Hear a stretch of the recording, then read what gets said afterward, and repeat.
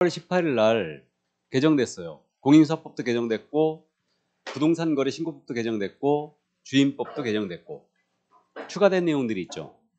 그러니까 별도로 우리 지금 교재가 박무각 교재를 쓰고 있는데 별도로 뭐 교재 정보표가 안 나오더라도 이걸로 꼭 대신하시기 바랍니다. 아셨죠? 근데 시행이 지금 10월 19일로 돼 있기 때문에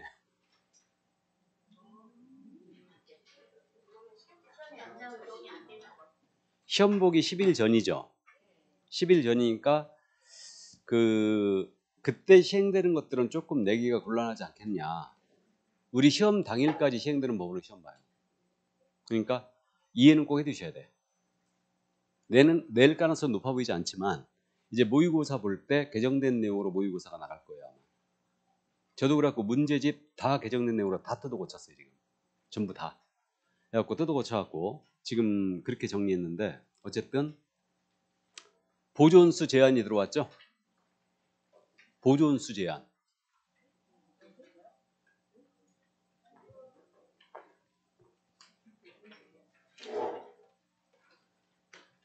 이번에 보존수 제한 들어왔잖아요. 보조원 고용 인원수. 원래 보조원 인원 제한 하다가 삭제했다가 다시 부활시켰어요. 보조원들이 워낙 사고를 많이 치기 때문에 개업공사와 소공사 합판수의 5배를 초과해 고용 못합니다. 그러니까 소공사 인원 제한이 없고요. 그 다음에 그 밑에 보면 더 황당한 내용이 있어요. 그 현장 안내할 때 나는 중개 보조원입니다. 꼭 고지해야 됩니다. 나는 보조원이거든요. 하고 고지해야 돼. 그거 실장입니다. 그렇게 고지하면 절대 안 돼. 뭔 말인지 아셔요? 고지 안 했잖아요. 되게 세게 맞아요. 500만 원 이하 과태료에다가 개공도 500과예요. 근데 개공이 감독을 철저히 했다. 보조원이 손님 모시고 나가면서 얘기 꼭 해라. 그런데도 불구하고 얘기 안 했다. 그러면 개공은 500을 면하는데 보조원은 500만 원 이하 과태료예요. 그 내용이 이제 공인유사법에서 개정된 내용이고, 일본에는 지금 집행유예 기간만 끝나면 우리 결격 벗어났죠. 근데 2년을 늘렸죠? 집행유예 기간 플러스 2년이에요. 요거는 바로 낼 수 있어요. 그러니까 보존수 인원 제한하고 그 중개사법 정도는 꼭 이해를 해두셔야 돼요. 개정된 내용. 그래서 결격이 지금 현재 집행유예 기간만 끝나면 결격에서 벗어나는 걸로 했는데 요걸 갖다가 플러스 2년으로 수정했습니다. 왜 그러냐면 다른 자격증들은 이미 집행유예 기간 플러스 2년으로 계속 운영이 되고 있었어요. 근데 우리만 유일하게 집행유예 기간이 딱 끝나면은 결격을 벗어나는 걸로 했었는데 이게 말이 굉장히 많았죠. 다른 자격증에서 계속 태클을 건 거예요. 그래가지고 우리도 플러스 2년으로 바꿨습니다. 그래서 이제 그 정도 이해를 꼭 해두시고요. 자, 그럼 이제 갑니다. 주임법. 요약집 돌아와요.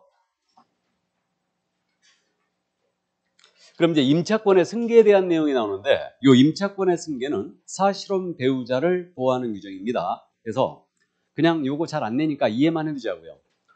임차인이 상속권자 없이 사망을 했어요. 그래서 이제 사실혼 배우자, 이분은 부부와 똑같은 생활하고 있는데 어떤 사이로 혼인신고 못한 부부를 얘기하죠. 그래서 사실혼 배우자는 법적 배우자가 아니기 때문에 임차권을 상속받지 못하죠. 그러니까 쫓겨나야 되는 사태가 벌어진 거예요. 그래서 사실혼 배우자한테는 상속을 시키겠다, 이 의지로 보이는데, 그래서 임차인이 상속권자 없이 사망한 경우에 가정 공동생활을 하고 있어야 됩니다. 같이 살던 사실상의 혼인관계에 있는 자, 사실혼 배우자는 임차권을 승계할 수 있고요. 자, 그러면 임차인이 돌아가시면서 빚만 잔뜩 남겨놓고 돌아가셨다. 이거 포기할 수도 있어야 되죠. 그럼 포기는 임대인에 대해 반대 의사 표시하면 돼요. 몇 개월 내? 1개월이에요. 1개월 내 상속 이거 나 승계 안 할래.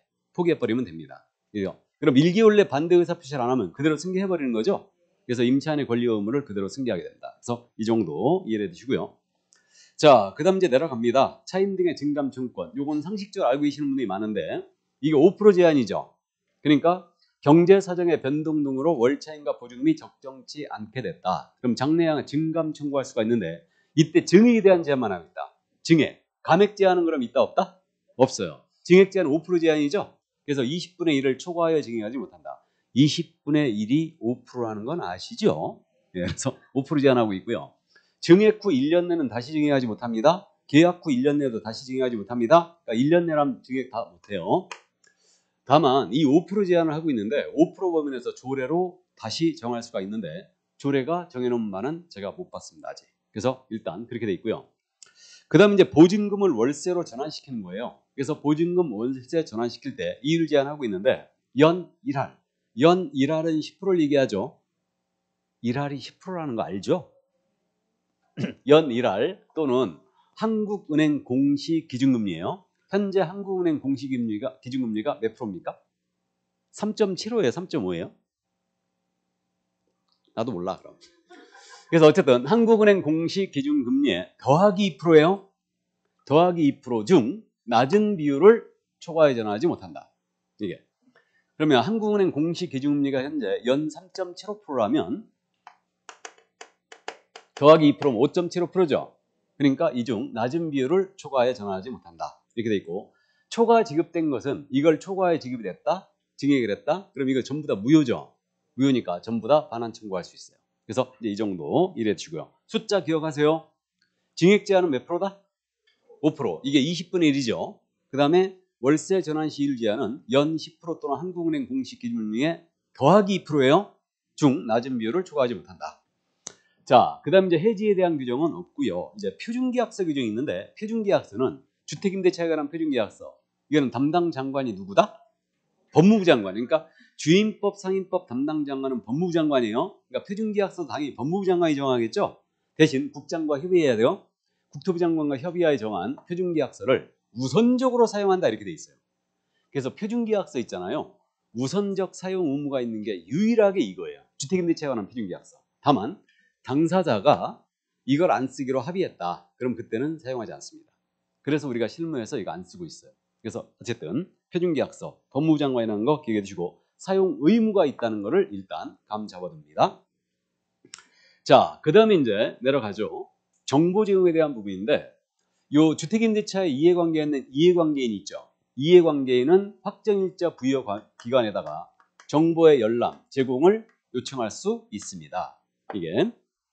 그래서 요 이해관계인이면 이건 개인 신용정보이기 때문에 이해관계인을 명백히 증명해야 되는데 주로 이해관계인이 누구냐면 그 주택에 저당을 잡은 저당권자, 근저당권자, 압류권자, 가압류권자 이들이 주로 이해관계이다. 그러면 확정일자 부여기간에다가 이걸 요청할 수 있는데 왜 확정일자 부여기간이냐면요. 확정일자 부여기간은 확정일자를 찍어주면서 이 기록을 다 남겨요. 그러니까 임대인이 누구고 임차인이 누구고 임대차 기간 어떻게 되고 보증금 얼마고 이거 다 남깁니다. 그러니까 이걸 갖다가 요청할 수가 있다. 이때 임대차 계약을 하려는 자 있죠. 임대차 계약을 하려는 자는 이게 이해관계인이 명백하지 않죠. 그러니까 누구 동의 받아야 된다? 임대인. 임대인의 동의를 받아서 열람, 정보 제공 요청 가능합니다. 그래서 이렇게 되고요. 이때 계약 당사자가 아닌 이해관계인은 정보 제공을 요청할 때 임대인, 임차인의 성명, 인적사항에 대한 요청은 불가합니다. 다만 임대인이 직접 거주하겠다는 이유로 만약에 임차인을 쫓아냈어요. 그럼 그 임차인은 쫓겨난 임차인은 거기 지금 주택에 누가 거주하고 있는지 임대인 임차인의 성명까지는 요구할 수 있습니다. 그래서 이 정도 성명까지는 요구할 수 있다. 됐습니까? 자, 이렇게 돼 있고 자, 그럼 정보 제공에 대한 부분이었고요. 그다음에 이제 주택상가임대차위원회가 있습니다. 그러니까 주택임대차위원회가 있는데 요거는 주택임대차위원회라고 그랬죠?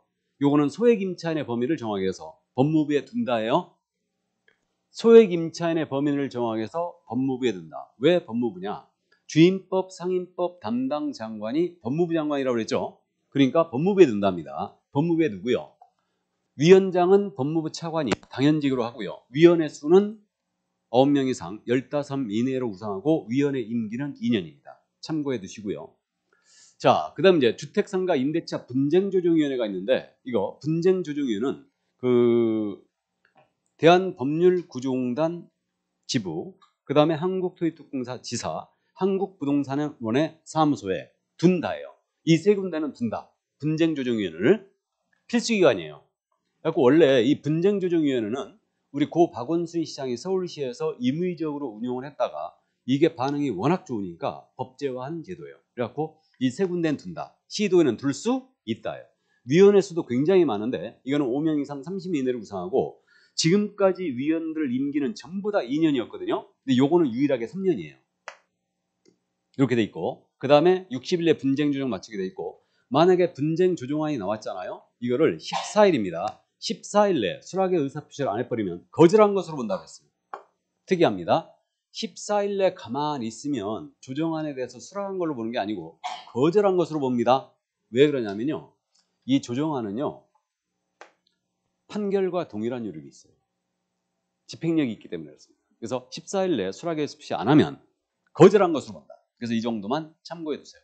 이거는 자 나머지 이제 이 규정에 위반된 것으로서 임차인한테 불리한 것은 모두 효력이 없다. 자 근데 오늘 지금 나간 유인물 잠깐 보세요. 그 맨 마지막에 주택임대차보호법 4월 18일 시행 개정 내용이 있죠. 거기 개정 내용이 있는데 그 개정 내용을 보게 되면 지금 그 임대인은 임차인한테 요 사실을 고지하라고 그랬죠. 그러니까 확정일자 부여기관에다가 임대차의 정보를 제공 요청할 수 있다는 사실을 고지 이거 제시를 해줘야 돼요.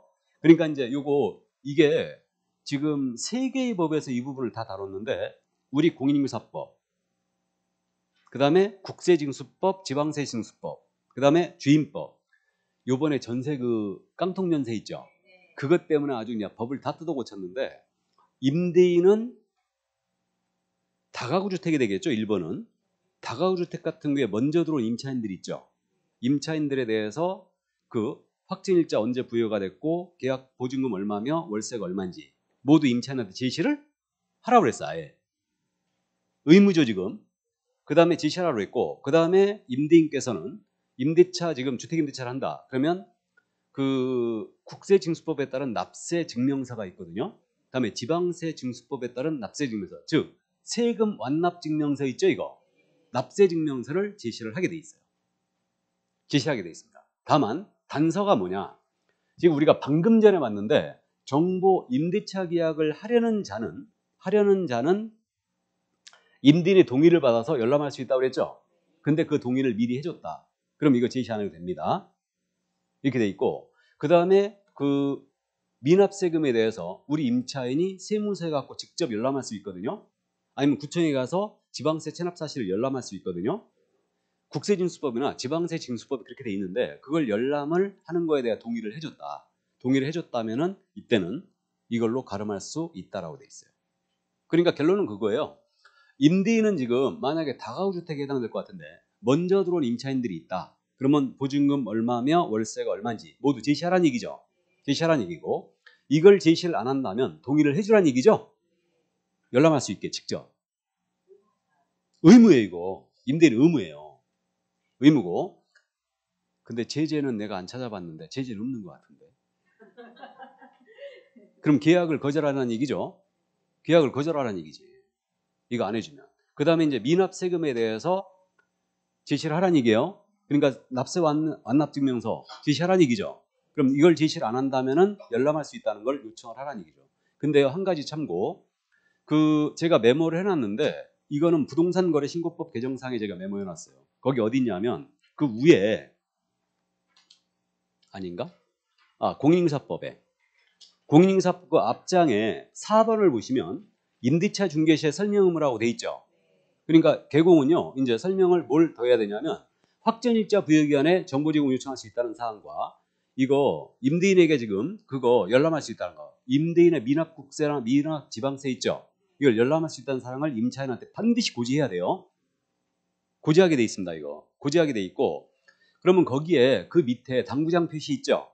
그것이 바로 국세징수법이나 지방세징수법에서 규정을 두고 있는 건데 참고로 말씀드리면 임차인이 임대차 계약을 체결했잖아요. 그럼 입주하기 전까지 계약서, 임대차 계약서 첨부해가지고 보증금이 1,000만 원 이상이잖아요. 그러면 임대인의 동의 없이 바로 열람할 수 있어요. 보증금이 1,000만 원 이상이면요. 임대인의 동의 전혀 없이 세무서에 가갖고 또는 구청에 가갖고 이 체납한 거 있죠. 바로 열람할 수 있어요. 임차인이. 거기 1,000만 원 이상의 경우라고 돼 있죠? 그 얘기예요. 이게. 이해되셔요?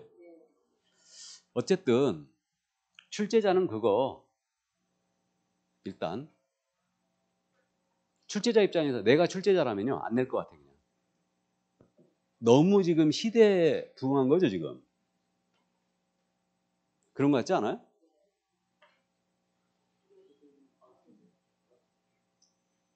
없어지지는 않을 것 같은데. 세금이 항상 문제예요. 실무적으로 세금이 굉장히 문제였거든요. 그러니까 세금이 굉장히 문제였는데 이거 오늘 경매할 때 이 부분도 언급을 하겠습니다. 그러니까 어쨌든 알아는 두세요. 됐죠? 이 정도. 자, 그래서 어쨌든 임대인은 임차인에게 확정일자 그거에 대한 사항을 제시를 하게 돼 있고 체납을 하고 있는가 납세 증명서를 제시를 해야 된다. 됐죠? 그 정도 이해해 두시고요.